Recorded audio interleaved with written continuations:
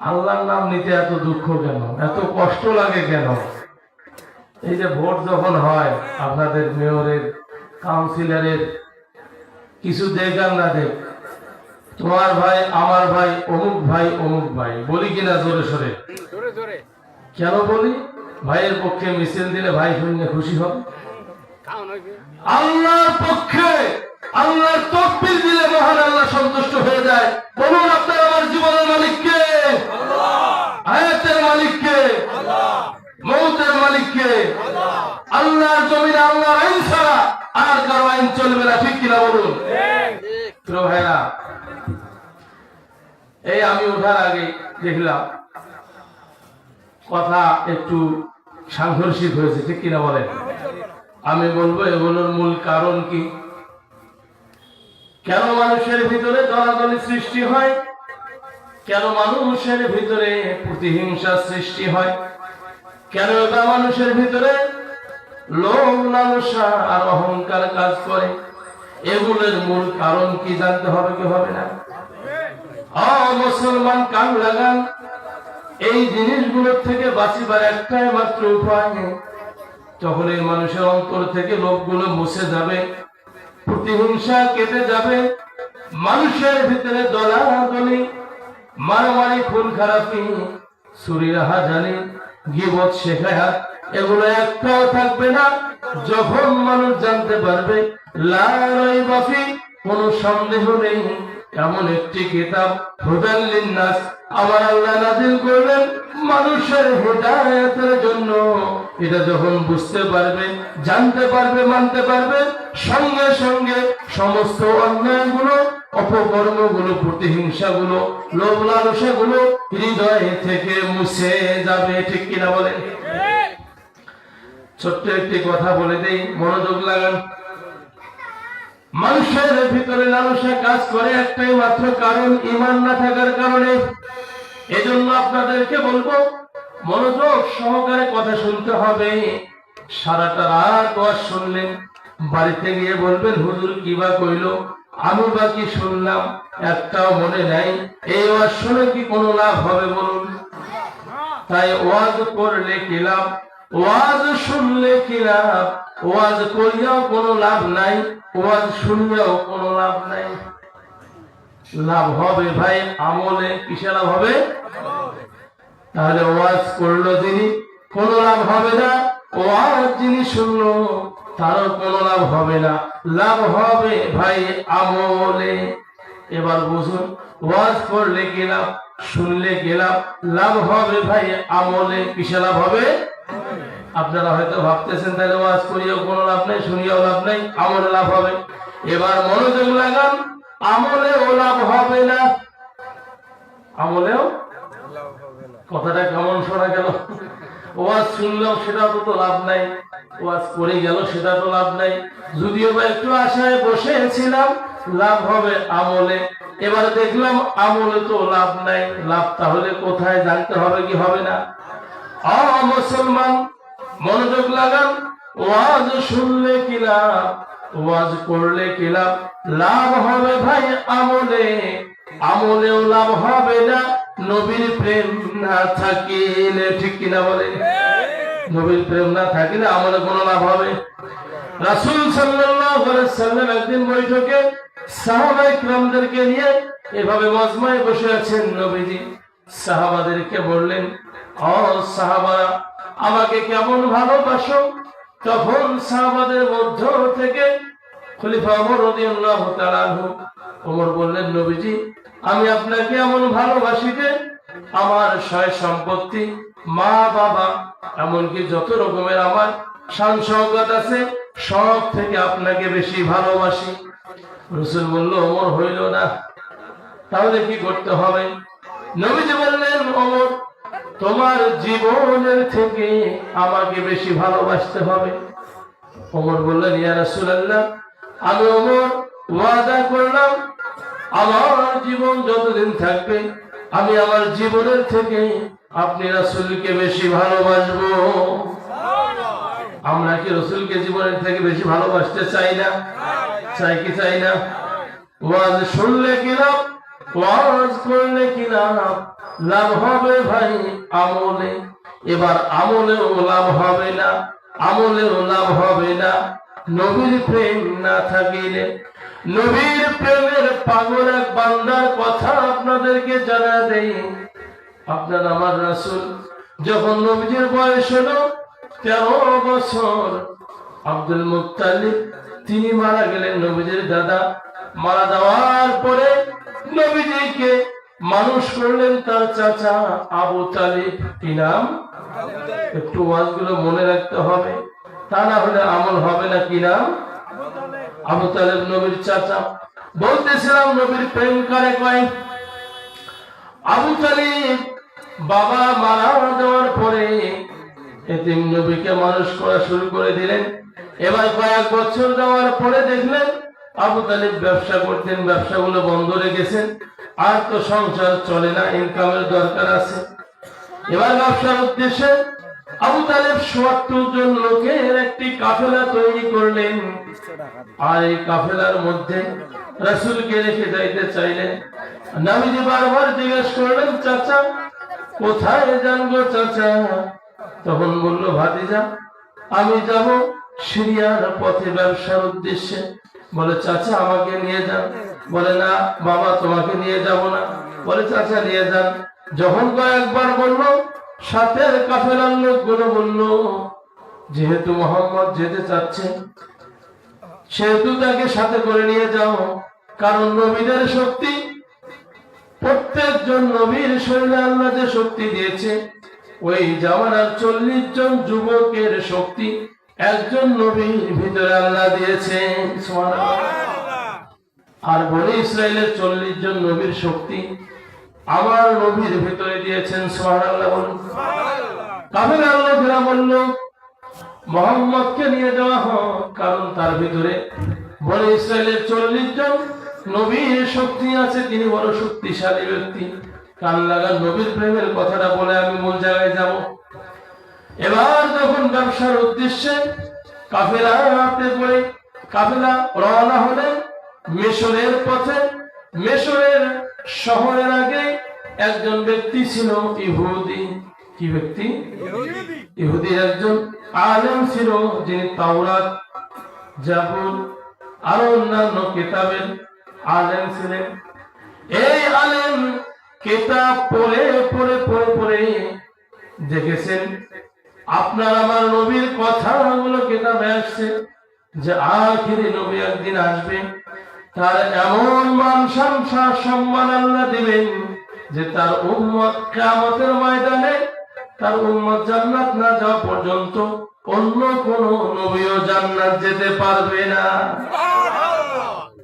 ওই পাদ্রী আলেম কথাগুলো পড়েছেন, জেনেছেন তাওরাত থেকে, জাবুর থেকে, অন্যান্য কিতাব থেকে।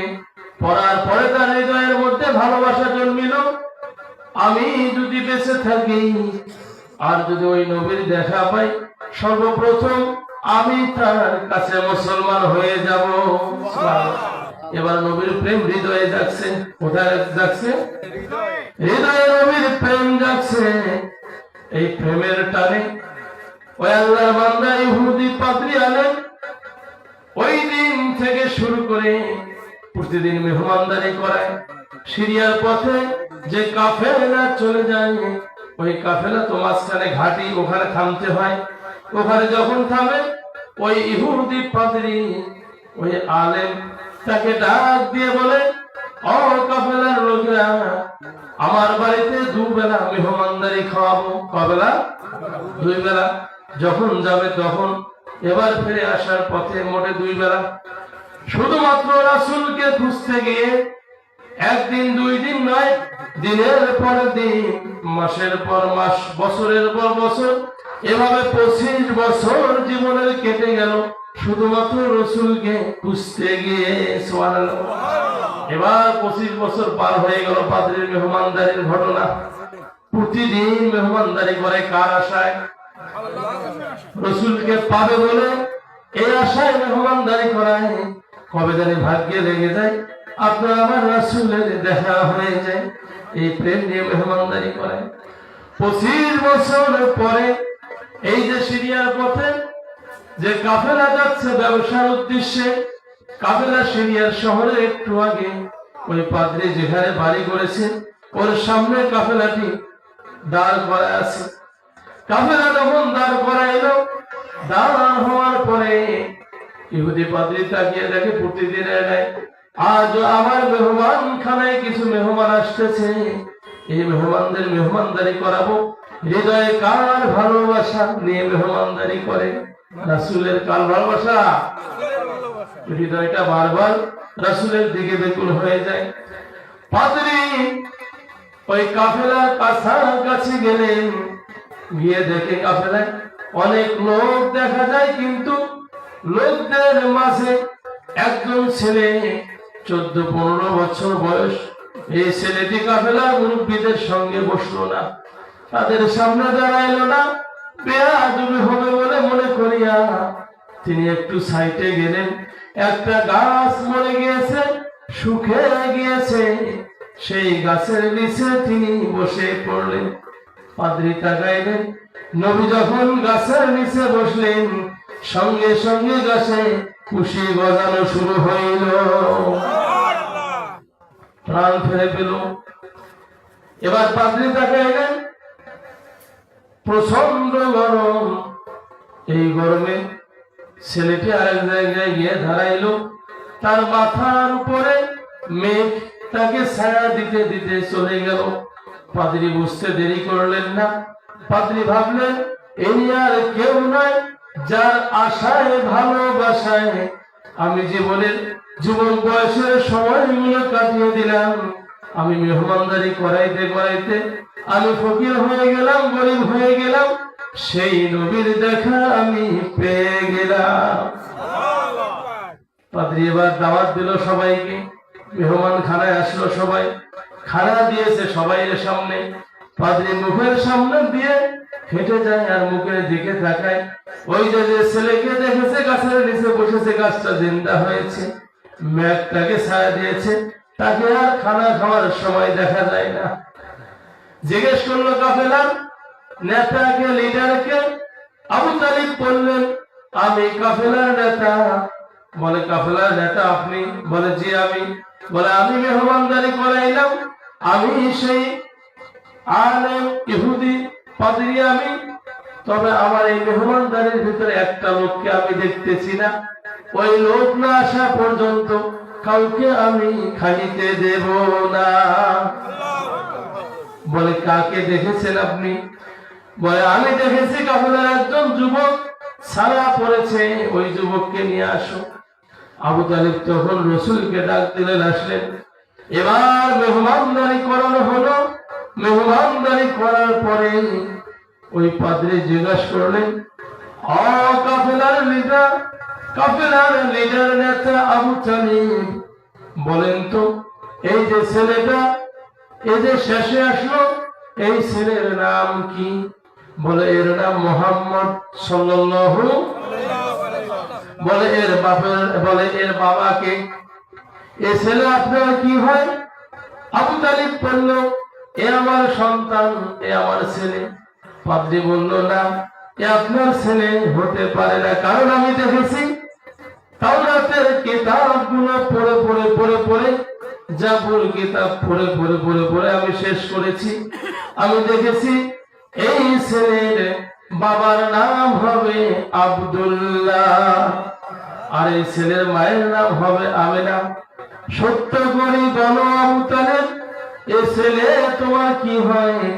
তুমি সত্য কথা গোপন করিও না। আবু তালেব বলল, এটি আমার ছেলে না, এটি হলো আমার ভাতিজা। আপনি যা বলেছেন ঠিক বলেছেন। এর বাবার নাম হলো আব্দুল্লাহ, বাবা মারা গিয়েছে। মায়ের নাম আমেনা, মা মারা গিয়েছে। আমি চাচাটাকে সাথে নিয়ে আসছি। এবার পাদ্রী দু চোখের পানি ছেড়ে ছেড়ে কাঁদে আর আল্লাহর শুকরিয়া আদায় করে বলে, আমি যার আশায় জীবনের সময়গুলো ব্যয় করলাম, এতদিন চলে গেল, সেই নবী মুহাম্মদকে আমি দেখতে পাইলাম। এবার পাদ্রী বললেন, আবু তালেব সামনে আর যেও না, কারণ তুমি যদি সামনে যাও এর অনেক শত্রু আছে, শহরে একে হত্যা করার জন্য অনেক শত্রু আছে, কাজেই সামনে আর যেও না, এখান থেকে তুমি তোমার ব্যবসা গুটিয়ে নাও। আবু তালেব বলেন, আমি তখন ঘোষণা করে দিলাম, যারা আমার সাথে ব্যবসায় এসেছ, ব্যবসার মালামাল গুলো বিক্রয় করা শুরু করে দাও। আবু তালেব বলতেছিল, কোথা থেকে লোকজন আসলো আমিও টের পাইলাম না, দ্বিগুণ হারে আমার মালগুলো বিক্রি হয়ে গেল। এবার মাল বিক্রি করে আমি বাড়ির দিকে আসতেছি, ওই পাদ্রী রাসূলের দিকে তাকায়, যত দূর পর্যন্ত দেখা যায় তত দূর পর্যন্ত দেখে আর কাঁদে আর বলে, ও আখিরে নবী, আপনি যদি আমার জীবন দশায় নবুয়ত পান, তবে আমার ইচ্ছা ছিল সর্বপ্রথম আপনার হাতে হাত দিয়ে আমি মুসলমান হয়ে যাব। প্রিয় ভাইরা, বলুন তো, ওয়াজ শুনিয়ে কোনো লাভ আছে? ওয়াজ করিয়ে কোনো লাভ আছে? লাভ হবে ভাই আমলে, আমলের লাভ হবে না নবীর প্রেম না থাকিলে। এবার মনোযোগ লাগান, আপনার আমার জীবনের মালিক কে? আল্লাহ কেন সৃষ্টি করলো? অনেকে বলি, মা বোনেরা বেশি করে ঝগড়া লাগলে বলে যে আল্লাহ আর কামে পারলে মুখে বাসে থুইছে, মাগলের পায় না, মোর মরণকে হয় না, বলে কি বলে না? এবার কিছু মানুষ বলে যে দুনিয়ার পাশে থাকিয়ে কোনো লাভ নাই, বলে কি বলে না? আবার কিছু মানুষ বলে আমি দুনিয়ার পাশে থেকে কি বালা হলো, আল্লাহ কেন বানাইলো, কেন ফির মরণ দেয়, এত কষ্ট ভালো লাগে না, বলে কি বলে না? মনোযোগ লাগানোর সমাধান কোথায়? আমার আল্লাহ জানান সূরাতুজ জারিয়াত 27 নম্বর পারা 2 নম্বর পৃষ্ঠা 56 নম্বর আয়াতে বলেন, ওয়ামা খালাকাতুল জিন্না ওয়াল ইনসা ইল্লা লিয়াবুদুন। আমার আল্লাহ বলেন, আমি দুনিয়াতে দুইটা জাতি সৃষ্টি করলাম। কয়টা জাতি? প্রথম জাতি হলো ওয়ামা খালাকাতুল জিন্না, জিন জাতি। কি জাতি? এখানে যারা আছেন, এখানে কি জিন আছেন? জিনেরা বসে আছেন না মানুষ? দ্বিতীয় জাতি হলো মানুষ জাতি, ইনসান। কোন জাতি? এবার আমরা মানুষ জাতিকে নিয়ে আলোচনা করব। যেহেতু আমাদের সামনে কোনো জিন নাই, সেহেতু জিনদের চ্যাপ্টারটা বাতিল করে দিলাম, মানবের চ্যাপ্টারটা সামনে নিয়ে আসলাম। মানবের জন্য আমার আল্লাহ বলেন, আমি সৃষ্টি করলাম এই জন্য ইল্লা লিয়াবুদুন, তোমরা আমার ইবাদত করবে। সুবহানাল্লাহ। তাহলে আমাদের কেন সৃষ্টি করেছেন? ইবাদতের জন্য। কেন সৃষ্টি করেছেন? কথা বলেন, কেন? ক্লিয়ার হইলেন? তাহলে যারা বলে কেন সৃষ্টি করেছেন, উত্তর হলো ইবাদতের জন্য সৃষ্টি করছেন। কেমনে সৃষ্টি করলো এবার লক্ষ্য করুন। আমার আল্লাহ জানাইলেন সূরা নিসা।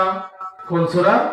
নিসা 4 নম্বর পারা 16 নম্বর পৃষ্ঠা প্রথম নম্বর আয়াতে প্রথম নম্বর লাইনে আল্লাহ বলেন, ইয়া আইয়ুহান নাসুত্তাকু রাব্বাকুমুল্লাযী খালাকাকুম মিন নাফসিন ওয়াহিদা।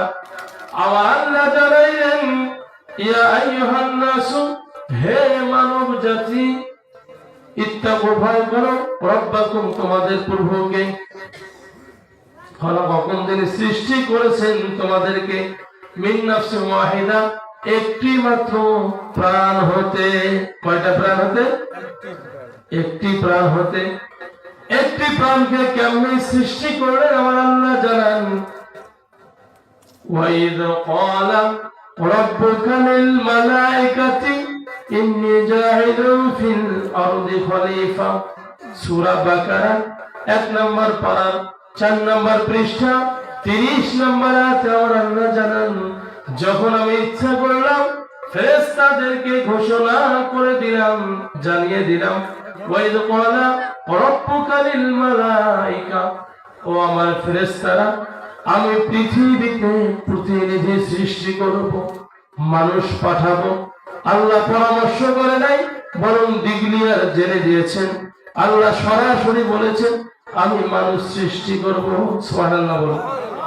এবার ফেরেশতারা বললেন রব্বুল আলামিন, ওগো আল্লাহ, আপনি মানুষ সৃষ্টি করবেন, এই মানুষগুলো দুনিয়ায় গিয়ে দাঙ্গা হাঙ্গামা করবে, ঝগড়াঝাটি করবে, ফিতনা ফাসাদ করবে, মারামারি করবে, খুন খারাপি করবে, ছিনতাই করবে, এগুলোকে সৃষ্টি করবেন, এই কাজগুলো করবে। বলুন তো সেই কাজ হচ্ছে কি হচ্ছে না? আমার আল্লাহ জানাইলেন ইন্নী আ'লামু মা লা তা'লামুন, আমি যা জানি তোমরা তা জানো না। এবার আসতেছি যখন মানুষ সৃষ্টি করবে, আর ফেরেশতারা বলল এই কথা, তার মানে ফেরেশতারা আগে থেকে জানতো না। তারা কেমনে জানছে? যিনি আগে এই দুনিয়ায় বসবাস করেছেন, আমরা আসার 2000 বছর আগে এই জিন জাতি ছিল, তারা ইবাদত বন্দেগী করেছে।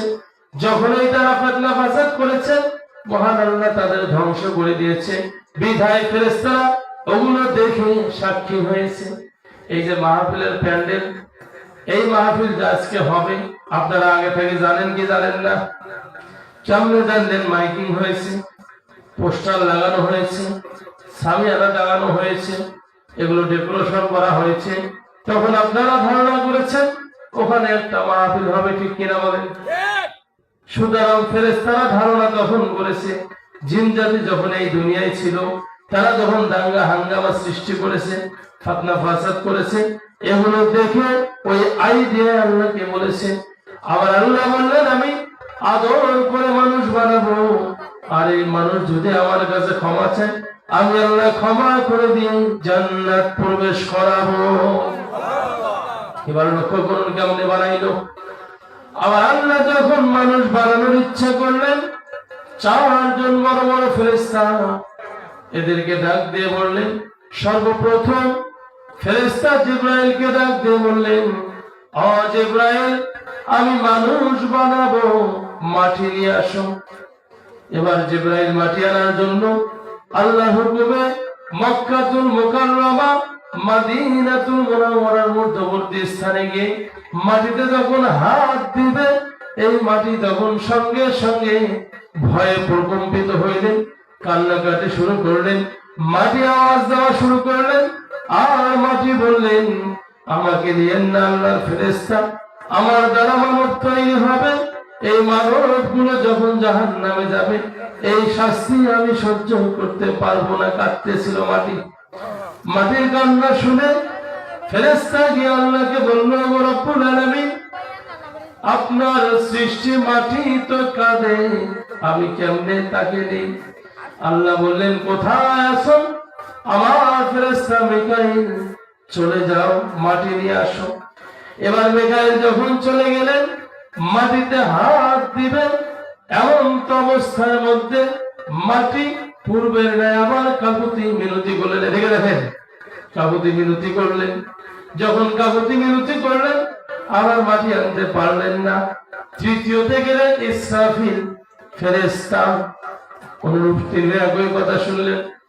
আবার আল্লাহ জানাইলেন, আজরাইল, কোথায় আছো আমার ফেরেশতা? দেরি করিও না, তুমি মাটি নিয়ে আসো। আজরাইল যখন মাটি আনতে গেলেন, মাটিতে হাত দিলেন, হাত দিয়ে যখন মাটি উঠাইলেন, মাটি কান্নাকাটি শুরু করলো। তখন আজরাইল বললেন, ও মাটি আল্লাহ সৃষ্টি, আমার আল্লাহ তোমাকেও বানিয়েছে, আমাকেও বানিয়েছে, সুতরাং আমি আল্লাহর কথাই শুনবো। এ বলে মাটি নিলেন।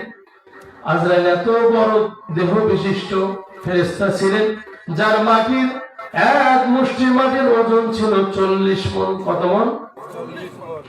আমার আল্লাহ বললেন, আজরাইল, যেহেতু মাটি তোমাকে কাকুতি মিনতি করেছে, তোমার সামনে কেঁদেছে, তবুও তোমার মনটা নরম হয় নাই। এবার আমি তোমাকে দায়িত্ব দিলাম, পৃথিবীর জমিনে যত আদম সৃষ্টি করা হবে, এই আদম সন্তানের রূহগুলো কবজ করবে, তথাপি তোমার হৃদয়ে কোনো মায়া থাকবে না। একদিন নবী সুলাইমান আলাইহিস সালাম সুলাইমান নবী বৈঠকখানায় আলোচনা করতেছে, এমন তো অবস্থায় এক আল্লাহর বান্দা দৌড়াইতে দৌড়াইতে হাঁপাইতে হাঁপাইতে ভয়ে প্রকম্পিত হয়ে নবী সুলাইমানের সামনে গিয়েছে। সুলাইমান নবী তার প্রকম্পিত ভাব দেখে, ভীত অবস্থা দেখে জিজ্ঞেস করলো, আল্লাহর বান্দা এত ভয় করতেছো কেন, কি হয়েছে? বলে, নবী সুলাইমান গো, আমার অন্তরের মধ্যে এমন একটা ভয় লেগেছে। এইটা আমার বাড়ির সামনে দেখলাম বিশাল আকৃতির একজন মানুষের মতো দেখা যায়, যার মাথাটা মনে হয় আসমানে ঠেকে গিয়েছে, জমিনে পা গুলো, কত বড় বড় চোখগুলো। এটা দেখে আমি ভয়ে অস্থির হয়েছি। আমার মন বলে, নবী এখান থেকে আমাকে সমাদ নামক একটি জঙ্গল আছে যেখানে মানুষ যায় না, কেউ যায় না, সেইখানে পাঠিয়ে দেন, আমার কিছুটা ভয় কমবে। নবী সুলাইমান গো, আপনার কথা তো বাতাস শোনে, জিনেরা শোনে, পশু পাখি কোনগুলো আপনার আল্লাহ পাক অনুমত করে দিয়েছে, আপনি একটু পাঠায় দেন। নবী সুলাইমান বাতাসকে হুকুম দিলেন, বাতাস যেহেতু এই লোকটা ভয়ে প্রকম্পিত হয়েছে, একে পৌঁছায় দাও। ওই সময় ছিল নবী সুলাইমান আলাইহিস সালাম বাইতুল মুকাদ্দাস জেরুজালেমের জায়গায় ছিল, ওখান থেকে সাওয়ারাত জঙ্গল ৬০০০ মাইল দূরে। যখন লোকটাকে পাঠিয়ে দেওয়া হলো, পাঠিয়ে দেওয়ার সঙ্গে সঙ্গে লোকটা যখন ওখানে হাজির হইলেন, বাতাস পৌঁছায় দিল মুহূর্তে। এই যে মোবাইলে যে কথা হয়, কথা হইতে কি বেশি সময় লাগে? বাতাসের দ্রুত গতি, সেকেন্ড সময় লাগে না। রিসিভ করলে আপনি বলতেছেন হ্যালো, উনি বলতেছে হ্যালো, সময় লাগে? বাতাসের এত পাওয়ার আল্লাহ দিয়েছে। যখন পৌঁছায় দিলেন, লোকটি সোজা হইয়া দাঁড়াইল, দাঁড়িয়ে বলতেছে, আল্লাহর বান্দা, যাই হোক, মনে হয় আমি আজরাইলের হাত থেকে বাঁচলাম, একটু বিপদ থেকে আমি নিস্তার পাইলাম। এ বলে যখন আল্লাহর বান্দা সোজা হইয়া দাঁড়াইলেন, চক্ষু খুলে দেখে যে লোকটার ভয়ে ওই জেরুজালেম বাইতুল মুকাদ্দাস থেকে ৬০০০ মাইল দূরে সাওয়ারাত নামক জঙ্গলে এসে হাজির হইলেন। ঠিক চক্ষু খুলে দেখে ওই লোকটা চোখের সামনে দাঁড়িয়ে আছে। এবার আল্লাহর বান্দা চোখের পানি ছেড়ে দিয়ে কাঁদে আর বলে, কে গো আপনি? আমি আপনার ভয়ে নবী সুলাইমানের কাছে গেলাম, ৬০০০ মাইল দূরে এই জঙ্গলের মধ্যে আমি হাজির হইলাম। কে আপনি? আপনার দেখা এখানে আমি কেমনে পাইলাম? আমি আপনার ভয়ে এত দূর আসলাম, আপনি কিভাবে চলে আসলেন এখানে? আজরাইল বলতেছেন, আমিও তো আশ্চর্য হয়ে গেলাম, অবাক হয়ে গেলাম, আল্লাহর বান্দা কেমনে তুমি এখানে চলে আসলে? আমার আল্লাহ যখন আমাকে আদেশ করলো, আজরাইল কোথায় আছো? ওই বান্দার জীবনটা কবজ করে নিয়ে আসো, ওই বান্দার রূহটা বাহির করে নিয়ে আসো, সাওয়ারাত জঙ্গলে গিয়ে তার রূহটা নিয়ে আসো। আমি বললাম, রব্বুল আলামিন, এখনো তো আপনার বান্দা ৬০০০ মাইল দূরে জেরুজালেমে, এখান থেকে কেমনে ওখানে চলে যাবে গো আল্লাহ? যাইতেও তো সময়ের দরকার আছে। বলুন তো, আল্লাহ যা জানে পৃথিবীর কেউ কি তা জানে? জানে? জানে না। আবার আল্লাহ বললেন, আজরাইল ছুটে যাও, আমার বান্দার সামনে তোমার দেহটা দেখা দাও, বডিটা দেখা দাও, দিয়ে তুমি ওখানে চলে যাও। বলে, তখন আমি আশ্চর্য হইলাম আর চিন্তা করলাম, কেমনে এত দূর চলে আসবেন? আমি তখন আমার বডিটা আপনারে দেখা এখানে আসলাম। লোকটি বলল, আপনি মালাকুল মাউত আজরাইল, আমি যদি জানতাম নবী সুলাইমানের কাছে যাইতাম না, আর এখানেও আসতাম না। এখন হয়তো আপনি আমার জীবনটা নিয়ে নেবেন, আমার এই দেহটা কে গোসল করাবে, কে জানাজা পড়াবে, কে বা কবর দিবে, কি হবে আমার অবস্থা? একটুখানি সময় দেন, আমি আমার আগের জায়গায় ফিরে যেতে চাই। বলুন তো, সময় দিবে? সময় দিবে? সময় দিবে না। মৃত্যুর সময় আসলে বাঁচার সুযোগ নাই।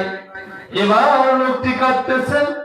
আজরাইল ডাক দিয়ে বলল, আল্লাহর বান্দা, আল্লাহ তোমার মৃত্যু এখানেই বাজেট করে রেখেছেন, সুতরাং তোমার বাজেট এটা রয়েছে, তোমার রূহ এখান থেকে বাহির করে নিয়ে যাব, দেহটা জমিনে পড়ে থাকবে, এই জঙ্গলের প্রাণীগুলো তোমার দেহটা খেয়ে ফেলবে, তোমার গোসল হবে না, জানাজা হবে না, দোয়া হবে না, তোমার দেহটা জঙ্গলের প্রাণীগুলোর পেটের ভিতরে ঢুকে যাবে। বলুন তো, এরকম মৃত্যুকে আমরা চাই? মৃত্যু কার কখন আসবে বলা যায়? কাদের মৃত্যুর কথা স্মরণ করতে হবে। ওসমান গনি রাদিয়াল্লাহু তাআলা আনহু, তিনি যখন সাথীদেরকে নিয়ে হাঁটতেছেন, হাঁটতে হাঁটতে সামনে যখন কবর পাইল, কবর দেখে দু চোখের পানি ছেড়ে ছেড়ে কাঁদে। সাথীরা বলে, ওসমান এত কাঁদেন কেন? বলে, আমি এই জন্য কাঁদি, ওই কবর দেখলে আমার মনে হয় ওই কবরটা নবী বলেছেন কারো জন্য জান্নাতের বাগান হয়ে যাবে, আবার কারো জন্য জাহান্নামের গর্ত হবে। এই জন্য আমি কাঁদি, যদি কবরটা কারো জন্য জাহান্নামের গর্ত হয়ে যায়, কবরে ঢোকার সঙ্গে সঙ্গে কবর দুই দিক থেকে এমন চাপ দিবে, ডান পাঁজরের হাড় গুলো বাম পাঁজরে ঢুকে যাবে, বামের গুলো ডানে ঢুকে যাবে, এরকম পিষ্ট করে দিবে। তাই আমি আল্লাহর কাছে কবর দেখলে কাঁদি, রব্বুল আলামিন এই কবর থেকে আমাদের হেফাজত করুন। আমরাও চাই কিনা? আল্লাহ যারা আমাদের হেফাজত করে বলুন আমিন। প্রিয় ভাইরা, লক্ষ্য করুন, এই কবর হবে মানুষের প্রথম ঘাঁটি।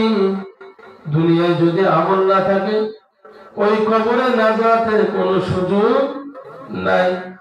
যত আপনি টাকা পয়সা, গাড়ি বাড়ি আর জমিদারি করেন না কেন, মৃত্যুর পরে এগুলো একটাও চলবে।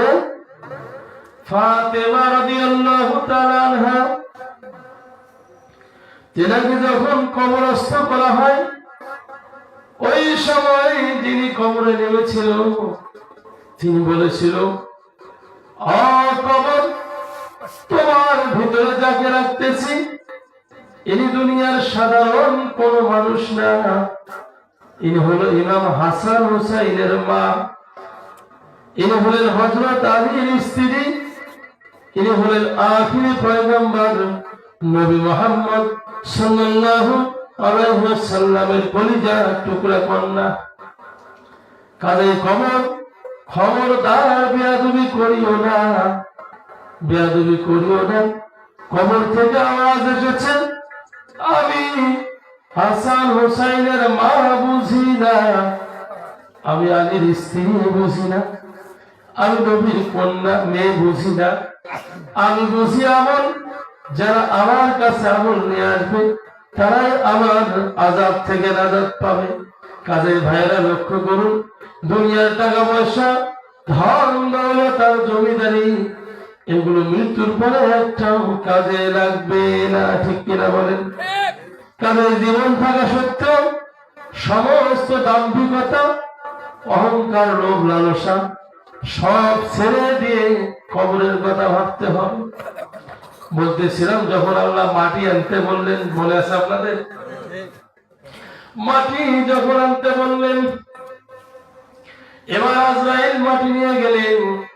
আমার আল্লাহ মাটিটা 40 বছর বৃষ্টি দিয়ে ভিজায়া দিলেন। 40 বছর বৃষ্টিতে ভিজলো। এবার আল্লাহ তাআলা 40 বছর ফেরেশতাদেরকে বলল, মাটি দিয়ে কাদো তৈরি করো, এই মাটিটা ভিজানোর পরে কাদো করো। কাদো যখন 40 বছর করলো, আমার আল্লাহ আদমের দেহ বানাইলেন। দেহটা হলো 60 হাত লম্বা। কত হাত লম্বা? আদমের দেহ 60 হাত লম্বা। বুকের মাপটা ছিল 7.5 হাত, পায়ের তলার ছাপটা হলো 5.5 ফিট। এরকম দেহ বিশিষ্ট একটি মানব তৈরি করলেন আল্লাহ। আদমকে বানানোর পরে সূর্যকে আদেশ করলেন 40 বছর ধরে সূর্যটা সেখানে আলো দিল। তাহলে প্রথম 40 বছর হলো বৃষ্টির পানি দিয়ে মাটিটা ভিজে গেল, পরের 40 বছর ভিজা মাটিটা কাদা হয়ে গেল, মানব হইল। এবার সূর্যের আলো 40 বছর ধরে শুকিয়ে দিল। শুকানোর পরে আমার আল্লাহ তাআলা এবার আদমকে দেখার জন্য অনেক ফেরেশতা যায়, তারা আলোচনা করে আল্লাহ কি বানাইলো। ইবলিস শয়তান আদমের বডির কাছে গিয়ে বিশাল লম্বা 60 হাত, বুকের মাপ 7.5 হাত, পায়ের মাপ 5.5 ফিট, এই দেহর কাছে গিয়ে এভাবে শব্দ করে মাটির হাড়ের মতন এই টন টন করে বাজে, মাটির হাড়ি টোকাইলে বাজে না। এবার শয়তান কয় কি বানাইলো আল্লাহ। শয়তানের কাজ হলো সব সময় মানুষের ভুল বাইর করা, ঠিক কিনা বলেন? ওখানেও ভুল বাইর করতে গেছে। আমার আল্লাহ তাআলা আদমকে বানানোর পরে এবার আদমের রূহ ঢুকায় দিবে। সর্বপ্রথম যখন আদমের রূহ ঢুকায় দেয়, আদমের রূহ এই যে মাথার তালু, তালু ছেড়ে এটা নাম কি? তালু, কথা বলেন না, এটা নাম কি? বাচ্চাদের গরম তালু তেল দেয়। আমার আল্লাহ তাআলা আদমের তালু দিয়ে রূহ ঢুকায় দিলেন। তালুটা অল টাইম এরকম এরকম করে না? আদমের তালু দিয়ে রূহ ঢুকায় দিল। প্রথমবার ঢুকায় দিল, রূহ আর থাকে না, বাহির হয়ে যায়। দ্বিতীয়বার ঢুকায় দিল, আবার বাহির হয়ে যায়। আবার আল্লাহ জিজ্ঞেস করলো আদমের রূহ বডিতে কেন থাকো না, কি সমস্যা তোমার? বলে রব্বুল আলামিন আদমের খাসা বড় অন্ধকার, সেখানে থাকতে আমার ভালো লাগে না। আমার আল্লাহ তাআলা নূরে মুহাম্মদ সাল্লাল্লাহু আলাইহি সাল্লাম, আপনার আমার নবী আখিরে নবী মুহাম্মদুর রাসূলুল্লাহ সাল্লাল্লাহু আলাইহি সাল্লাম, নবীজির নামটি তারকা বানিয়ে নবীজির নূরের তারকা আল্লাহর আরশের ডান পাশে রেখে দিয়েছেন। আমার আল্লাহ নূরে মুহাম্মদ সাল্লাল্লাহু আলাইহি সাল্লামের নূরের তারকাটা আদমের কপাল ঘষে সেখানে লাগায় দিল। এবার রূহ ঢুকায় দিল, রূহ আর বাহির হয় না। আল্লাহ বললেন রূহ এবার কেন বাহির হও না? বলে রব্বুল আলামিন আমি আর বাহির হব না, আদমের বডির ভিতরে এত আলোয় আলোকিত হয়েছে। কাজে ভাইরা, আল্লাহ বানানোর পরে আদমকে বানাইলো দুনিয়ায়। কোথায় বানিয়েছে? বানানোর পরে আদম আলাইহিস সালামের দেহটা, এই কায়াটা, বডিটা জান্নাতে, সেখানে ফেরেশতাদেরকে বলল আমার আদমকে জান্নাতে নিয়ে যাও। জান্নাতে নিয়ে যাওয়া হলো। জান্নাতের ভিতরে আদম একটা ঘুম দিল। ওই ঘুম থেকে যখন উঠলো একটা হাসি দিল। কি দিল? হাসি। হাসি দেওয়ার সঙ্গে একগুলো সিংহনের মতো বেড়ায়, সিংহনও কিন্তু না। এই জিনিস দিয়ে ঈসা নবীর মা মরিয়মের স্বামী আল্লাহ তৈরি করেছেন। সুবহানাল্লাহ। এই ঘটনায় পরে আসতেছি, মনে রাখবেন কথাটা, স্মরণ করে দিবেন। যখন হাসি দিল, হাসি দেওয়ার সঙ্গে সঙ্গে ডান দিকে তাকিয়ে দেখে একজন সুন্দরী রমণী মহিলা দেখা যায়। ফেরেশতারা বলল আল্লাহর বান্দা আদম, আপনি ডান দিকে তাকাচ্ছেন, মহান আল্লাহ তো আপনাকে সবে শিক্ষা দিয়েছে, বলুন তো এই মহিলাটার নাম কি? আমার আল্লাহ শিক্ষা দিয়েছেন। আদম বলল এর নাম হলো হাওয়া। কি নাম? হাওয়া। বলে হাওয়াকে তৈরি করা হয়েছে নবী আদম আলাইহিস সালামের বাম পাজরের হাড় দিয়ে। আমাদের বাম পাথরের হাড় কিন্তু কয়েকটা থাকে, এর মধ্যে উপরের হাড়টা হলো বেশি বাঁকা। এই বাঁকা হাড় দিয়ে যখন মা হাওয়াকে তৈরি করলেন, আমার আল্লাহ বললেন আমি একটি মাত্র মিন নাফসি ওয়াহিদা, একটি মাত্র প্রাণ সৃষ্টি করেছিলাম আদম, তা থেকে তার স্ত্রী হাওয়াকে তৈরি করলাম। এবার যখন হাওয়াকে তৈরি করেছেন, হাওয়াকে দেখতে আছে আদম নবী। আমার আল্লাহ বললেন আদম আমি তোমাদের বিবাহ পড়ায় দেই, যেহেতু তুমি হাওয়াকে দেখতেছো। এই বিবাহ পড়ার উদ্দেশ্য হলো, আমার আল্লাহ বলেন অবস্থামিনহুমা রিজালান কাসীরা ওয়া নিসা, আমি বিবাহ দেওয়ার পরে পরস্পর স্বামী স্ত্রী হয়ে যাবে, এদের মাধ্যমে বংশ বিস্তার হবে। অবস্থামিনহুমা রিজালান কাসীরা ওয়া নিসা, অগণিত অসংখ্য নারী পুরুষ আমি সৃষ্টি করব। তাহলে আমরা আসছি আদম হাওয়া থেকে। মা হাওয়ার সঙ্গে যখন বিবাহ হয়ে গেল, আমার আল্লাহ তাআলা কোরআনুল কারীমে সূরা বাকারা 1 নম্বর পারা 5 নম্বর পৃষ্ঠা 35 নম্বর আয়াতে বলেন ওয়াকুল্লা ইয়া আদামু উসকুন আনতা ওয়া যাওজুকাল জান্নাতা ওয়াকুলা মিনহা রাগাদান হাইথু শি'তুমা ওয়া লা তাকরাবা হাযিহিশ শাজারা ফাতাকুনা মিনাল যালিমিন। আমার আল্লাহ বললেন ওয়াকুল্লা ইয়া আদম, হে আদম কুনাউতা ওয়া যাওজুকাল জান্নাতা, আদম হাওয়া আমার জান্নাতের চতুর্দিকে ঘুরে বেড়াও, আর আমার জান্নাতের খাবারগুলো ফলগুলো যা খাবারের মন চায় তোমরা দুইজন খেতে থাকো, তবে ওয়ালা তাকরাবা হাযিহিশ শাজারা, ওই যে বৃক্ষের নিকটবর্তী যেও না। সব খাও জান্নাতি খাবার, ওখানে যাবে না। আদম হাওয়া সব জান্নাতি খাবারগুলো স্বামী স্ত্রী একসঙ্গে বেড়াচ্ছে, ঘুরতেছে, খাইতেছে, কিন্তু ওই নিষিদ্ধ বৃক্ষের নিকট যাচ্ছে না। আদম আলাইহিস সালাম জান্নাতের একদিকে গিয়েছেন, মা হাওয়া কাছাকাছি। শয়তান এবার জান্নাতের জানালার পাশে গিয়ে উকি মেরে দেখে আর ডাক দিয়ে বলে ও মা হাওয়া এদিকে আসো, আমি তোমার হিতাকাঙ্ক্ষী। বলুন তো শয়তান মিথ্যে বললো না সত্য বললো? কি বললো? তার মানে যারা বললো মিথ্যা বলছে, এরা আওয়াজ শুনতেছে, আর যারা মুখ বন্ধ করে আছেন তারা কিন্তু গুরুত্ব নাই। বলেন এবার শয়তান মিথ্যা বলছে না সত্য বলছে? কথা বলে।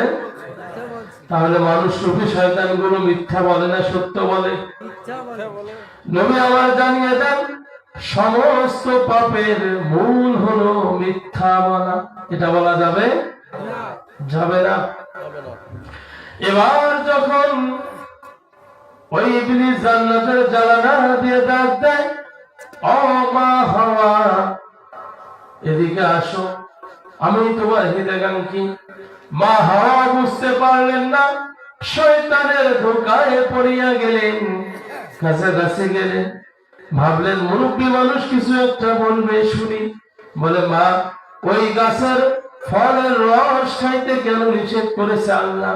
যদি তোমরা খাও তাহলে আজীবন জান্নাতে থাকবে, আর যদি না খাও আল্লাহ একটা দুনিয়া বানাইছে সেখানে পাঠিয়ে দিবে। বলুন তো শয়তান ভুল বলছে না মিথ্যা বলছে? সঠিক বলছে না বেঠিক বলছে? বেঠিক বলছে, মিথ্যা বলছে। মা শয়তানের চক্রে পড়িয়া ওই যে গাছের ফলের রস খাইলো। আমাদের মা বোনেরা ডিজিটাল নব্য শয়তানের চক্রে পড়ে সন্তান স্বামীকে ছেড়ে পরপুরুষের হাত ধরে বাড়িয়ে যায়, ঠিক কিনা? মা বোনেরা কান লাগান, শয়তান কেমন শয়তানি করে। আপনাদের অবস্থা কি হইল? এবার যখন ফলের রস খাইতে গেল, বাবা আদম দৌড়াইতে দৌড়াইতে হাওয়ার নিকট আসলো। আসিয়া বলল হাওয়া কি হয়েছে? বলে খান আপনি, আপনি একটু খান। যখন আদম নবী খাবে সঙ্গে সঙ্গে বলল হাওয়া এটা কোথায় পাইছো? বলে ওই ফলের রস বলে এটা তো খাওয়া যাবে না, এই জায়গায় টিপে ধরে বমি করে ঢেলে দিয়েছে। তাই আমাদের বাবার চিহ্ন আছে না নাই? আদমের চিহ্ন আছে না নাই? এবার যখন খেয়ে ফেললো, খাওয়ার সঙ্গে সঙ্গে মা হাওয়ার মুখের কাপড় উড়ে যায়, খুলে যায় জান্নাতি পোশাক। এবার মা হাওয়ার হাতের কাপড় গুলো খুলে যায়, মাথার কাপড় খুলে যায়, পায়ের টাকনুর নিচে কাপড় গুলো খুলে যায়। এই জন্য উযুতে 4টি ফরজ আল্লাহ দিয়েছে। এবার যখন বিবস্ত্র হয়ে গেল, উলঙ্গ হয়ে গেল, আবার হাওয়া কাঁদে আর জান্নাতে দৌড়ায় আর বলে, ও জান্নাতের গাছ, আমাদের একটা পাতা দাও, আমরা ইজ্জত ঢাকি। গাছগুলো বড় বড় ছিল, কেউ আর কথা শোনে না, দুজনেই কাঁদে আর বলে আমরা ভুল করেছি। ক্বালা রাব্বানা যালামনা আনফুসানা ওয়া ইল্লাম তাগফির লানা ওয়া তারহামনা লানাকুনান্না মিনাল খাসিরিন। ও রব্বুল আলামিন, আমরা আদম হাওয়া ভুল করেছি, আপনি যদি মাফ না করেন, ক্ষমা না করেন, আমরা ক্ষতিগ্রস্ত হয়ে যাব, আপনি আমাদের মাফ করিয়া দেন। বলুন তো আমরা মাফ চাবো কার কাছে? ক্ষমা চাবো কার কাছে? নাজাত দিবেন কে? আমার আল্লাহর দয়া হইল, আল্লাহ ফেরেশতাকে ডাক দিয়ে বলল, জিবরাইল কোথায় আছো? যাও রে জিবরাইল, দ্রুত গতিতে যাও, জান্নাতি গাছের 5টা পাতা হাওয়াকে দিয়ে দাও আর 3টা পাতা আদমকে দিয়ে দাও। দিয়ে দেওয়ার পরে তাদেরকে বলে আসো, আল্লাহর পক্ষ থেকে আদমের জন্য কাফনের কাপড় দিয়ে গেলাম আর হাওয়ার জন্য কাফনের কাপড় দিয়ে গেলাম। এই জন্য পুরুষরা মরে গেলে কয় কাপড় লাগে? 3 কাপড়। কয় কাপড় লাগে? মা বোনেরা মরে গেলে কয় কাপড় লাগে? 5 কাপড়। এই কাফনের কাপড় দিয়ে দিলেন ওই 5টা পাতা 3টা পাতা দিয়ে। এবার একজনকে নামায় দিল শ্রীলঙ্কার সিংহল পর্বতে। নবী আদমকে আল্লাহ নামায় দিল দুনিয়ায়, মা হাওয়াকে জিদ্দায় নামায় দিল। এবার মা হাওয়া বাবা আদম দুজন কাঁদে আর কাঁদে, আল্লাহর কাছে ক্ষমা চায়, কাঁদে আর বলে, রব্বানা যালামনা আনফুসানা ওয়া ইল্লাম তাগফির লানা ওয়া তারহামনা লানাকুনান্না মিনাল খাসিরিন। তারা বলে, রব্বুল আলামিন, আমরা ভুল করেছি, জুলুম করেছি আমাদের নফসের উপর, আপনি যদি মাফ না করেন, ক্ষমা না করেন, আমরা ক্ষতিগ্রস্ত হয়ে যাব। এমন কাঁদতে কাঁদতে কাঁদতে কাঁদতে দিনের পর দিন চলে যায়। আরাফার ময়দানে যখন পৌঁছাইল, ওই সময় আদম নবীর মনে হলো, হায় রে, আমি তো জান্নাতে যখন ছিলাম ওই জান্নাতের পাতায় পাতায় লেখা দেখেছিলাম আমার আল্লাহর নামের সঙ্গে একটি নাম মুহাম্মাদুর রাসূলুল্লাহ। না জানি আমার আল্লাহর কোন প্রিয়জন প্রিয় বান্দা হবে, মহান আল্লাহর কোন প্রিয় বন্ধু হবে যার নামটি জান্নাতের গাছের পাতায় পাতায় লেখা আছে। বলে, রব্বুল আলামিন, ও আল্লাহ, আপনার এই বন্ধুর নামে রসিলা করিয়া আমাকে মাফ করিয়া দেন। আমার আল্লাহর সঙ্গে সঙ্গে আদমকে মাফ করে দিল। সূর্যোদয় হলো, তাকিয়ে দেখে হাওয়া সেখানে হাজির হয়েছে। আপনার আমার নবী মুহাম্মাদুর রাসূলুল্লাহ হজের সময় আরাফার ময়দানে সাহাবায়ে কেরামরা একত্রিত হইলে পরে বলেছে, ও আল্লাহর বান্দারা, এখানে তোমাদের আদি পিতার দোয়া কবুল হয়েছে, সুতরাং এখানে দোয়া করো, আল্লাহ তোমাদের দোয়া কবুল হবে। আজও হাজিরা দেখবেন মক্কাতুল মুকাররমায় হজ করতে গেলে ওই আরাফার ময়দানে গিয়ে দু হাত উঠাইয়া আল্লাহর কাছে প্রার্থনা করে, আল্লাহু আকবার বলুন। আর যত দলাদলি ঠেলাঠেলি হিংসা প্রতিহিংসা বাংলাদেশে, কেউ কয় মুনাজাত করব, কেউ কয় না করব, কেউ কয় যায়, কেউ কয় বেদাত বলে কিনা। আমি বলবো ওখান থেকে শিক্ষা নাও, যেখানে নবী বললেন তোমরা হাত উঠায় দোয়া করো, আজ পর্যন্ত যেখানে হাত উঠায় দোয়া করা হয় সেখানকার কোনো দলাদলি নেই। সামান্য কয়েক হরফ শিখে তোমরা অহংকারী শুরু করে দিয়েছো, ঠিক কিনা বলেন? সুতরাং আমার আল্লাহ বলেন অহংকারী আল্লাহ পছন্দ করে না। ইন্নাল্লাহা লা ইউহিব্বু মান কানা মুখতালান ফাখুরা। এবার আদম হাওয়া দেখা হইল, কি হইল? দেখা হওয়ার পরে তাদের সংসার জীবন শুরু হইল, সন্তান আসা শুরু হয়ে গেল। যখন সন্তান আসে, পৃথিবীর সর্বপ্রথম যে মানুষের কবর হয় সেই মানুষটার নাম কি বলেন তো? কি নাম বলতে পারবে? আদম আলাইহিস সালাম। আমার কিছু কথা মনে হয়, ওই যে বললাম ওয়াজ শুনলে গেলাম, ওয়াজ করলে গেলাম, লাভ হবে ভাই আমলে, আমলেও লাভ হবে না নবীর প্রেম না থাকিলে। এবার আদমের সন্তান হইল জোড়ায় জোড়ায় মা হাওয়ার, জোড়ায় জোড়ায় সন্তান, তার নাম যমজ সন্তান। কি সন্তান? ৭৭ জোড়া সন্তান হইল। আর এখনকার মা বোনেরা বলে দুইটা হইলে ভালো, একটা হইলে আরো ভালো, বলে কি বলে না? আমার আল্লাহ বলেন আমি সন্তানদের উসিলায় তোমাদের রিজিক গুলো বৃদ্ধি করিয়া দেই। যার সন্তান যত বেশি তার রিজিকের বাজেট আল্লাহর কাছে তত বেশি। সুবহানাল্লাহ।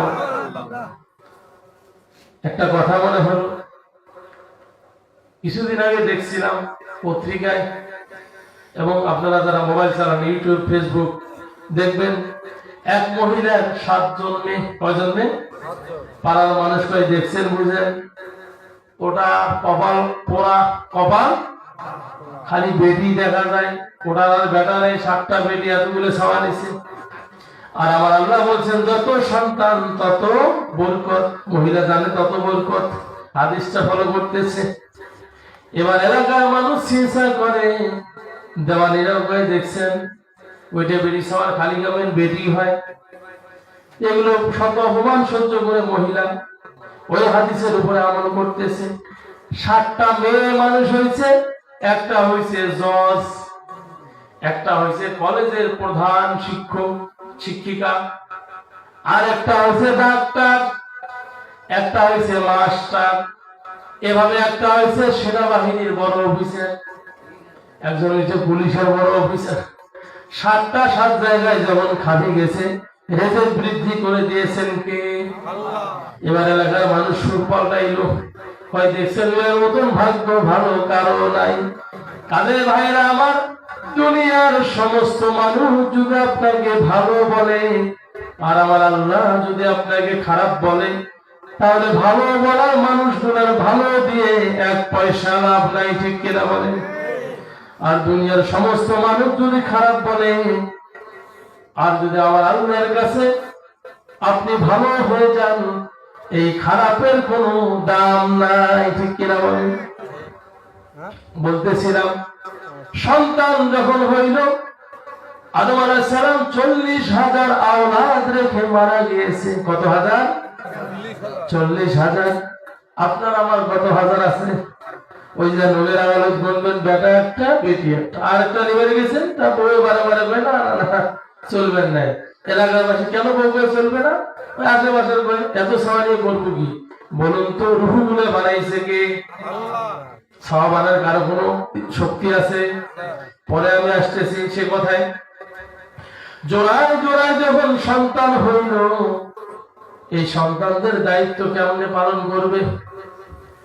পালন করার ব্যাপারে আমার আল্লাহ জানান সূরাতুল বাকারা 2 নম্বর পারার 17 নম্বর পৃষ্ঠা 233 নম্বর আয়াতে আল্লাহ বলেন, ওয়াল ওয়ালিদাতু ইরদি'না আওলাদাহুন্না হাওলাইনি কামিলাইনি লিমান আরাদা أن يتم الرضاعة وعلى المولود له رزقهن وكسوتهن بالمعروف لا تكلف نفس إلا وسعها لا تضار والدة بولدها ولا مولود له بولده وعلى الوارث مثل ذلك فإن أرادا فصالا أو تراض منهما وتشاور فلا جناح عليهما وإن أردتم أو تسترضعوا أولادكم فلا جناح عليكم إذا سلمتم ما آتيتم بالمعروف واتقوا الله واعلموا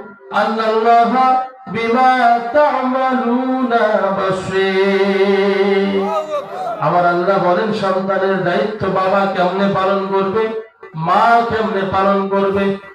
ও দুনিয়ার মানুষ, যুবকেরা কান লাগান, যারা বিয়ে করেছেন লাভ হবে, যারা বিয়ে করেন না তাদেরও লাভ হবে। যাদের সন্তান হয়েছে তাদের উপকার আছে, যাদের সন্তান হয় নাই তাদের উপকার আছে।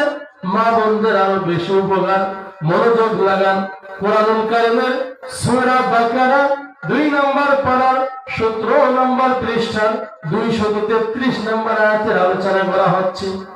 আমার আল্লাহ বললেন, যখন সন্তান জন্মগ্রহণ হবে, এই জন্ম থেকে শুরু করে সন্তানকে 2 বছর দুধ পান করাবে মা। কত বছর? 2 বছর। একজন সন্তানকে তার মা কয় বছর দুধ পান করাবে? কথা বলেন, কয় বছর? 2 বছর আল্লাহ জানিয়ে দিলেন। এখন আমাদের দেশের সমাজে দেখবেন পুষ্টিহীনতায় ভোগে বিধায় খ্রিস্টানদের তৈরি করা একটা সংগঠন আছে, মা শিশুর জন্য তারা পুষ্টিকর খাবার দান করে, আছে না? এটা কেন হইল? মুসলমান যখন কোরআন ভুলে গেল, ঈমান ছেড়ে দিল, তো বেঈমানরা তাদের মাথার উপরে দরদে হয়ে গেল। ঠিক কিনা বলেন? এবারে দেখবেন যে সন্তান 2 বছর দুধ পান করে নাই, মা তার স্তনকে ঠিক রাখার জন্য 2 বছর দুধ পান করায় নাই সৌন্দর্যের জন্য, ওই সন্তান একটু বড় হইলে চশমা লাগে, কানা। ঠিক কিনা বলেন? চশমা ছাড়া চোখে দেখে যে সন্তানগুলো বর্তমান হচ্ছে, ভালো করে খোঁজ নিয়ে দেখবেন। আর কোরআনের কথাটা মিলাবেন। সূরা বাকারা 2 নম্বর পারা 17 নম্বর পৃষ্ঠা 233 নম্বর আয়াতে আল্লাহ বললেন, মা তার সন্তানকে 2 বছর দুধ পান করাবে, কিন্তু মায়েরা সন্তানকে ভালোবাসে ঠিক 2 বছর দুধ পান করায় না। অনেক মা আছে তার সন্তানগুলো চোখে দেখে না, চশমা ছাড়া চলে না। ঠিক কিনা বলেন? তাদের মায়েরা খুব মনোযোগ দিয়ে কথাগুলো গ্রহণ করবেন। যখন সন্তানকে 2 বছর দুধ পান করাইছে আগের মানুষ, পূর্বে আমাদের সবাই দেখেছি, আপনারা দেখেছেন, অনেক মুরব্বী আছেন, এখন উপরে হয়ে গিয়েছেন, কোরআন এখনো দেখে দেখে পড়তে পারে, আছে না? চোখের পাওয়ার এখনো ঠিক আছে, কারণ মায়েরা দুধ পান করাইছে, এত কিছু জানে নাই। এখন যত জানছে তত বেড়াংলা হয়েছে। যেখানে মা বোনদের জন্য পর্দা ফরজ করে দিয়েছেন আল্লাহ, সেখানে মা বোনেরা লজ্জা লাগে। এই যে এখন অন্যায় দিয়ে দেয়। আগে ছোটতে দেখছিলাম মা বোনেরা অন্যায় দিয়ে মাথা ঢাকছিল কইনের মতো, এখন মাথাটা সারিয়া গলার মধ্যে দিয়ে ঝুলি বেড়ায়। আবার কিছুদিন পরে এই তো আস্তে আস্তে আমি যখন গাড়িতে আসি, টাইমলাইন গাড়িটা যখন ব্রেক করলো, দেখলাম একজন মেয়ে লোক গেঞ্জি পরে হাঁটতেছে। নাউজুবিল্লাহ কোন। আবার আল্লাহ বলেন, ফি আইয়ি সূরাতিন মা শারাকাবা, আমি আল্লাহ আমার ইচ্ছা অনুযায়ী মানুষের সুরগুলো তৈরি করলাম, কণ্ঠগুলো দিলাম। দেখবেন মেয়ে লোক যত স্যুট প্যান্ট আর জিন্স প্যান্ট পরুক না কেন, গ্যাবার্ডিং প্যান্ট পরুক না কেন, কণ্ঠর আওয়াজ কিন্তু পরিবর্তন হয়? আওয়াজ পরিবর্তন হয় না। এর থেকে কি তোমার হুঁশ হয় না? আমার আল্লাহ তোমাকে কত সুন্দর শরীর দিল, বডি দিল, সম্মান দিল স্বামীর সংসার করার জন্য, সেটা বাদ দিয়ে প্যান্ট শার্ট পরে তুমি বেনাল্লার মতো ঘুরে বেড়াও। তোমার দুনিয়াতে অশান্তি হবে, ধর্ষিত হবে, ময়দানে জাহান্নাম ছাড়া গতি হবে না। ঠিক কিনা বলে? কাজে মা বোনদের খুব মনোযোগ দিতে হবে। এমন কি নতুন ফ্যাশন বেড়াইছে, ফ্যাশন বলে ঢক কয় না, ঢক। মা বোনেরা কান লাগান। আল্লাহ আপনাদের বলেছেন, আপনারা যদি 4টা আমল করতে পারেন আমার আল্লাহ 8টা জান্নাতের দরজা খুলে দিবেন। 4টা আমল। প্রথম আমল হলো, আমি যে কথা চাচ্ছি এটা কিন্তু বড় মনে করে দিবেন, ওই যে সন্তানের কথাটা, দুধ পান করা। 4টার প্রথম আমল হলো আল্লাহর সাথে কাউকে শরীক করা যাবে না। দ্বিতীয় আমল হলো আল্লাহর ইবাদত করতে হবে, 5 ওয়াক্ত নামাজ পড়তে হবে, নামাজ ছাড়া যাবে না। তৃতীয় আমল হলো নামাজের পরে মহিলারা মা বাবার খেদমত। প্রথম আমল হলো আল্লাহর সাথে শরীক করা যাবে না। দ্বিতীয় হলো নামাজ পড়তে হবে। তৃতীয় হলো রমজানুল মুবারক মাসের রোজাগুলো পালন করতে হবে। চতুর্থ নম্বর হলো স্বামীর খেদমত করতে হবে। কার খেদমত করতে হবে? স্বামীর কথা শুনলে অনেক মা বোন চটকি ওঠে, হ্যাঁ এটা কেমন কথা? মা বোনেরা লক্ষ্য করুন, ফিরআউনের স্ত্রী ছিল আসিয়া। ফিরআউন বলেছিল আনা রাব্বুকুমুল আ'লা, আমি তোমাদের প্রভু, আমি তোমাদের খোদা। আসিয়া কিন্তু তারাই ঘর করেছে। বলছে না মিস্টার ফিরআউন, তুমি আমার আল্লাহ হইতে পারো না, আমার সৃষ্টিকর্তা তো একজন আছে, তুমি আমার স্বামী। এ বলে যখন গোপনে ইবাদত করে, ইবাদত করতে করতে করতে করতে একদিন ফিরআউন টের পাইছে, কি ব্যাপার আছে ইবাদত করা আমাকে বাদ দিয়ে, আল্লাহ আল্লাহ আমি আল্লাহ দাবি করলাম, না মানি আল্লাহ মানে, এবার আসিয়ার শাস্তি দাও। কেতাবে আসতে আসিয়াকে ধরে নিয়ে গিয়ে সর্বপ্রথম তার দলের লোকগুলো যুবকদেরকে বলেছে আমার স্ত্রীকে পিঠাও। কত বড় নিষ্ঠুর মনের মানুষ হইলে নিজ স্ত্রীর গায়ে অন্য মানুষকে লাগিয়ে দেয় হাত দেওয়ার জন্য। কত বড় খারাপ মানুষ হইলে এই কাজটা করে। এবার যখন মানল, আহত করলো, তথাপি আসিয়া বলল আমি আল্লাহকে ছাড়া তোমাকে মানি না। বলে এখনো তোমার হুঁশ হয় নেই? বলে হুঁশ হয়েছে, আমি আল্লাহ ছাড়া কাউকে মানি না। বলে কোথায় আছে আমার দলের লোক? এবার আসিয়াকে পাথর দিয়ে আঘাত করো আর মেরে ফেলো। বর্ণাকারী 2টা বর্ণনা করেছে। কেউ বলেছে গরম তেল টকবক গরম করে সেখানে আসিয়ারে ছেড়ে দিয়েছে, মাছের মতো ভেজে মেরে ফেলেছে। কেউ বলেছে পাথর দিয়ে মেরে ফেলেছে। যখন আসিয়া মরে যায়, আমার আল্লাহরে বলে রব্বুল আলামিন আমার জন্য একটি জান্নাতের ঘর তৈরি করুন। সুবহানাল্লাহ বলুন।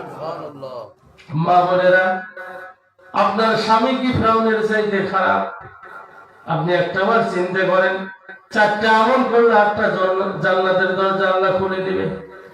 রাসূলুল্লাহ সাল্লাল্লাহু আলাইহি ওয়াসাল্লাম সাহাবারা সহ যখন একই সাথে হাঁটতেছে, হাঁটতে হাঁটতে হাঁটতে হাঁটতে ওই সময় একটা উট এসে নবীজির পা মোবারকে চুমে খাইল। সুবহানাল্লাহ বলুন।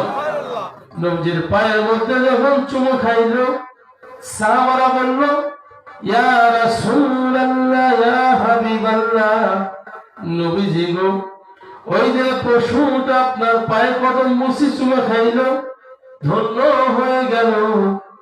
ও নবী, যদি আপনি আদেশ করেন আমরা আপনার পায়ের চুমো খাবো। নবী বললেন ও আল্লাহর বান্দারা, কান খুলে শোনো, যদি আল্লাহর পরে কাউকে সিজদা করার অনুমতি থাকতো, কারো পায়ে চুমো খাওয়ার অনুমতি থাকতো, আমি রাসূল বলতাম স্ত্রীরা যেন তার স্বামীর পায়ে সিজদা করে আর স্বামীর পায়ে চুমো খায়। এটা নিষেধ করে দিয়েছেন রাসূল। নিষেধ করে দিলেন কে? রাসূল। কাজেই কোন পীর পয়গম্বর ওলিয়া উলিয়া কারো পায়ে চুমো খাওয়া যাবে? যাবে? সিজদা করা যাবে? শিরক, অতি ভক্তিতে শিরক করা যাবে? লিমিটের মধ্যে ভক্তি থাকতে হবে। বড় পীর আব্দুল কাদের জিলানী রাহমাতুল্লাহ আলাইহির নাম শুনেছেন আপনারা? শুনেছি। আব্দুল কাদের জিলানী রাহমাতুল্লাহ আলাইহি, তার এক শাগরিদ দীর্ঘদিন যাবত আব্দুল কাদেরের সঙ্গে চলে। আব্দুল কাদের জিলানী রাহমাতুল্লাহ আলাইহি তিনি ছিলেন বড় পীর। তার ওই খাদেম পীর সাহেবের খাদেম যখন পীর সাহেব যুবক অবস্থায় তখন থেকে খাদেমগিরি করে। আব্দুল কাদের জিলানী রহমতুল্লাহ আলাইহি বুড়ো হয়ে গেল, খাদেম ও জীবন থেকে বুড়ো হইল। খাদেম একদিন বলল, ও আল্লাহর বান্দা হুজুর, আপনি তো বড় পীর, আমি একটা প্রশ্ন করতে চাইব হুজুর। বলে, বাবা বড়, কি প্রশ্ন করবে? বলে, হুজুর, আমি সারাটা জীবন ধরে দেখলাম আপনি তাহাজ্জুদের নামাজ পড়লেন, 5 ওয়াক্ত নামাজ পড়লেন, জিকির আজকার করলেন, মুরিদদের জন্য দোয়া করলেন, কত জায়গায় সফর করলেন, কত রকম আমল করলেন, চাষ করলেন। তবে আমার মন বলে আপনার আমল আর আল্লাহর নবীর সাহাবাদের আমলের মধ্যে পার্থক্য কি?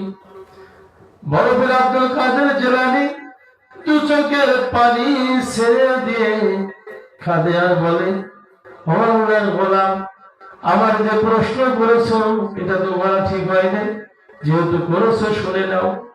আমার আর তাদের মধ্যে যোগ্যতা কি, পার্থক্য কি?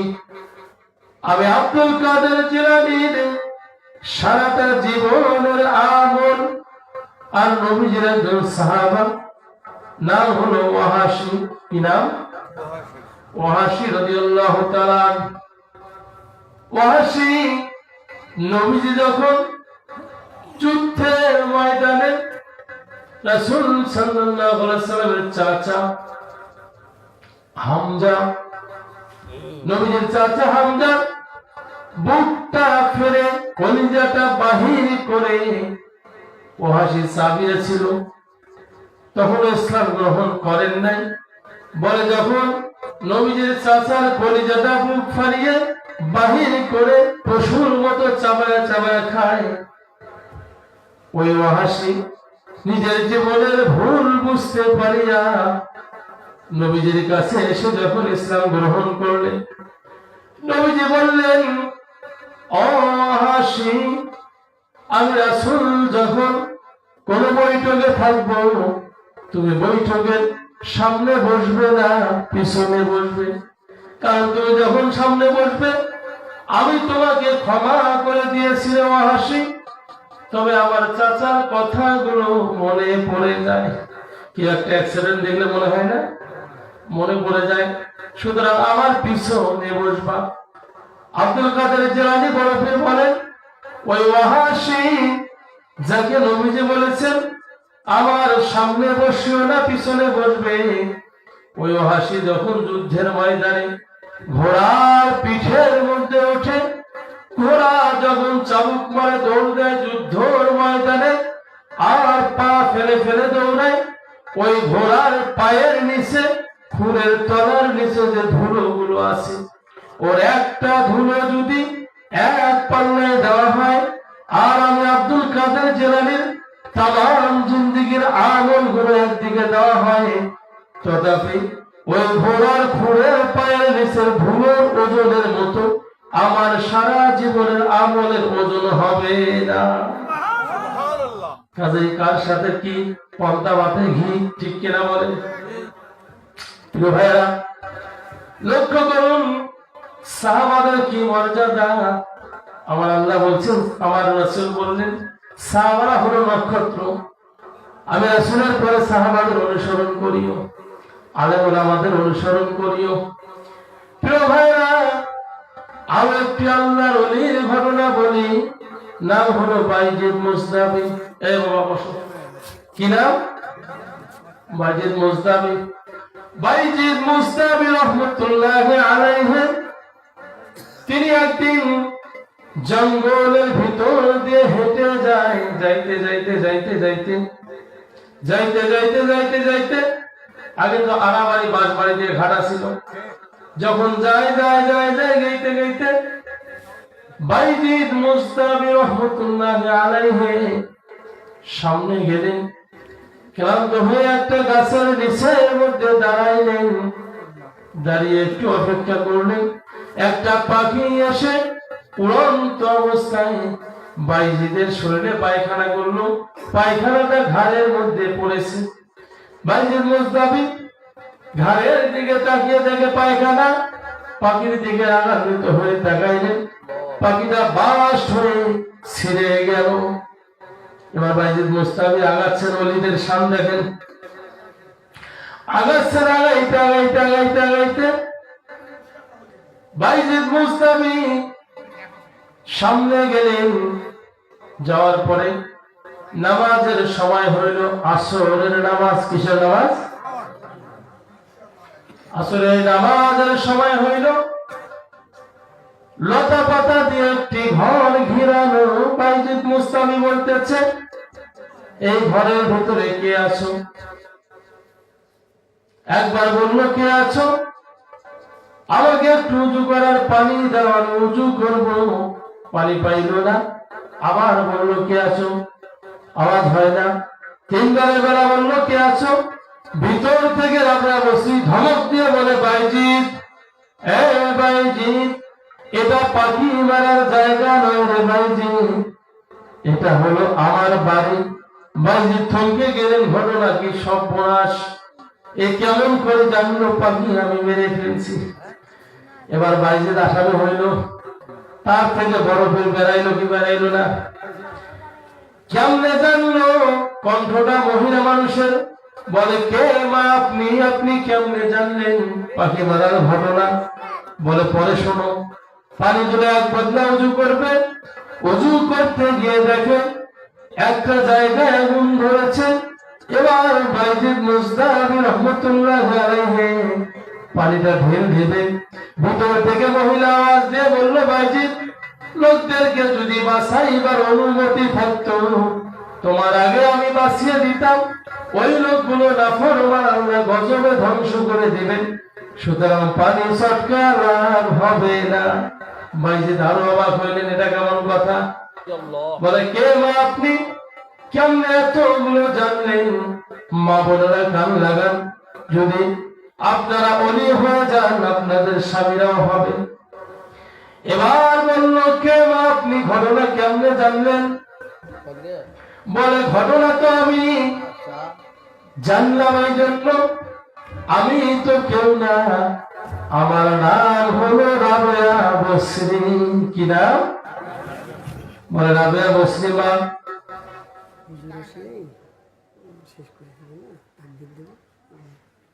বলে, রাবেয়া বসরি মা, কেমনে আপনি এটা জানলেন? বলে, আমি জানলাম, আমি আমার স্বামীর খেদমত করে করে করে করে এত কামালিয়াত অর্জন করেছি। মা বোনেরা, সবচেয়ে বড় কামালিয়াত হলো স্বামীর খেদমত করা। আমি যে ঘটনাটি বললাম, এটা কোরআনেও নাই, হাদিসেও নাই। শুনতে মজা লাগলো, কিন্তু এর জন্য দায়ী আমি না, এটা একটা জীবনী। এটা কি? এটা মানা জরুরি নয়, জরুরি মানা হলো যে কথা আমি ছাড়ছি। সন্তান যখন জন্ম নেবে, বাবার দায়িত্ব হইল, মায়ের দায়িত্ব 2 বছর দুধ পান করাবে, আর বাপের দায়িত্ব হলো মায়ের ভরণ পোষণ দিবে, কাপড় চোপড় দিবে। মাঝে মাঝে মোবাইলে অফার আসে কি আসে না? যারা নেট চালায় জানে, অনেক সময় জিবি অফার দেয়, মিনিট অফার দেয়, স্পেশাল অফার দেয়। মায়ের জন্য স্পেশাল অফার হলো, সন্তান যখন জন্মগ্রহণ করবে তখন থেকে শুরু করে, সন্তান যখন পেটে আসবে তখন থেকে শুরু করে বাবা মায়ের যত্ন নিবে, যাতে ওই সন্তানের মা কোনো সাইড থেকে কষ্ট না পায়, পুষ্টিহীনতায় না ভোগে। খাদ্য বাড়িয়ে দিতে হবে, খাবারের মানগুলো উন্নত করতে হবে, পোশাক নতুন নতুন পরাইতে হবে, যাতে মায়ের মনটা ভালো থাকে। এ হলো বাবার দায়িত্ব, কোনো সাইড দিয়ে কমতি দেওয়া যাবে না। এখন যখন বাবা এই দায়িত্ব পালন করা ভুলে গেলেন, মায়ের পেটে সন্তান আসলো, বাবায় গরু ধরি যায় পীরের বাড়ি। আসে না এরকম? এরকম বলতে আসে নাই? এটা কিন্তু অনেক ভালো, আলহামদুলিল্লাহ। যে জলসে আমরা আছি, আমাদের এই তরিকতের হুজুর অনেক ভালো, এরকমও আছে। প্রিয় ভাইরা, দেখবেন ওই স্ত্রীর খোঁজ খবর রাখে না, ডাংমারি করে। আল্লাহ বলছেন খাবার দিতে হবে, পুষ্টিকর ভালো খাবার। আর ওই বেচরা খাবার আনি দেয় কচু, ঘেঁসু, পটল, আলু। যখন ছাওয়াটা হয় তখন কি ছাড়া জন্ম দিছিস বলে কি বলে না? এই দোষ তো মায়ের নয়, এই দোষ হলো পিতা। কারণ মায়ের দায়িত্ব দুধ পান করানো, পিতার দায়িত্ব হলো ভরণ পোষণ, দেখভাল, সম্পূর্ণ দায়িত্ব আল্লাহ দিয়েছেন পিতাকে। কাজে বলা হয়েছে বিবাহের মজলিসে বসবে, নবী বলেছেন ও যুবক, তখন তুমি বিবাহে বসবে যুবক যখন তোমার স্ত্রীকে ভরণ পোষণ দেওয়ার অ্যাবিলিটি থাকবে, তখন বিয়ের পিড়িতে বসবে। আর যখন স্ত্রীকে ভরণ পোষণ দেওয়ার কোনো অ্যাবিলিটি থাকবে না, ইনকাম করবে না, তখন তুমি রোজা থাকবে, তোমার জন্য বিবাহ হারাম। কত সুন্দর সমাধান না? এখন আমরা ডাক দেই, ওর বাপের কি আছে, ছেলের বাপের কি আছে দেখিনি, ছেলের কিন্তু দেখিনি, ছেলের কি আছে না ওটা দেখার টাইম না। নবী বললেন ছেলেকে দেখতে হবে। আমরা দেখি ছেলের বাপের কয়জনের জমি আছে, কয়তলা বাড়ি আছে, কয়টা কি আছে দেখি, তারপরে মেয়েকে দেই। কয়দিন পরে মেয়ের সঙ্গে লাগে মারামারি, দৌড়ি যাই হুজুরের কাছে পানি পড়া বলি, হুজুর আপনার পানি পড়া ছাড়া কাম হবে না। ওইখানে পানি পড়া একদিন দুই দিন কেন, পানি খাইতে খাইতে যদি পেট ফাটিয়ে মরিয়ে যায় তবুও পানি পড়া কাজ হবে, কারণ নবীর কথা মানলেন না। যেখানে নবীর কথা মানলেন না, নবীজির একটা কথা দুনিয়ার তামাম মানুষের সমস্ত কথা মিল করলে এক হবে। ওই যে বাইজিদ মুস্তাফি, ওই যে আব্দুল কাদের জিলানীর একটা আমল, জীবনের আমল নবীর সাহাবার পায়ে ধুলের মতো হয়নি, ঠিক কিনা বলেন?